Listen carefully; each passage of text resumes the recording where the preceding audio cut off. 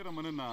تاسو ته پته وي چې په 14 تاریخ باندې به د شهید وطن حیات محمد خان شیرپو 8 کلیزه منځلې کیږي. نو دغه سلسله کې چې دی نو که موږ وګورو تیاری هم چې دی نو ډېر زیات زور و شور سره شروع دي. خو د شهید وطن حیات محمد خان شیرپو په کومې ستړې شوې په هغې باندې یو څو خبرې کول غواړم.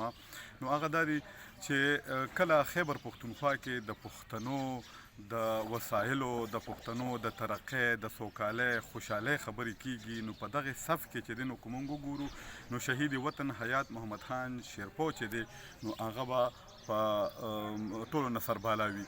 هغه ځکه چې هغه که موږ ترقي دلته کې وګورو، که موږ دلته کې خوشحالي وګورو په هغه وخت کې نو هغه د هغه مرهونې منت دی. نو او دغسې خلک د بده مرغه چې دی نو کوم چې عیار دي، کوم چې د پښتنو دشمنان دي، نو هغوی دغسې خلک پښتنو ته نه پرېږدي. دا ځکه نه پرېږدي چې دا یو عالمي سازش دی. دا چې کوم سامراجي قوتونه دي یا چې کوم دغه د پښتنو دشمنان دي، نو هغوی نه غواړي چې د پښتنو یووالی راشي، د پښتنو اتحاد او اتفاق راشي، یا په پښتنو کې دغسې مشران چې هغوی پسې خلک ودرېږي او د هغوی په خبره باندې چې دی نو خلک یکجا کیږي.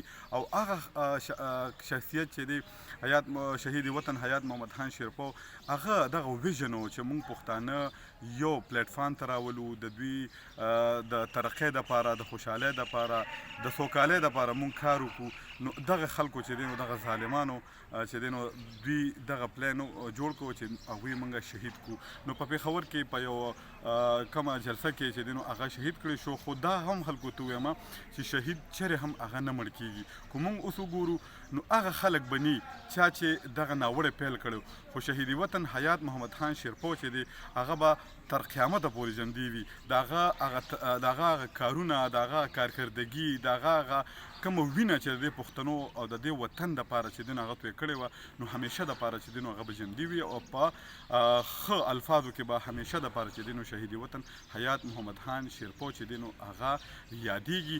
موږ هم هغوی ته چې دی نو خراج تحسین پیش کړو او دا به وویو چې الله دې وکړي چې دغه پښتنو خاوره باندې امن راشي، په دې باندې چې دی نو په دې پښتنو دا بدې ورځې ختمې شي او د دې پښتنو چې دی نو ښه ورځې راشي. نو ډېره مننه. او یو ځل بیا چې دی نو شهید وطن حیات محمد خان شیرپو ته موږ د عقیدت پرزونې وړاندې کړو او الله پاک د هغه درجات بلند کړي. خدای پاک دې په جنت الفردوس کې هغه له اعلی مقام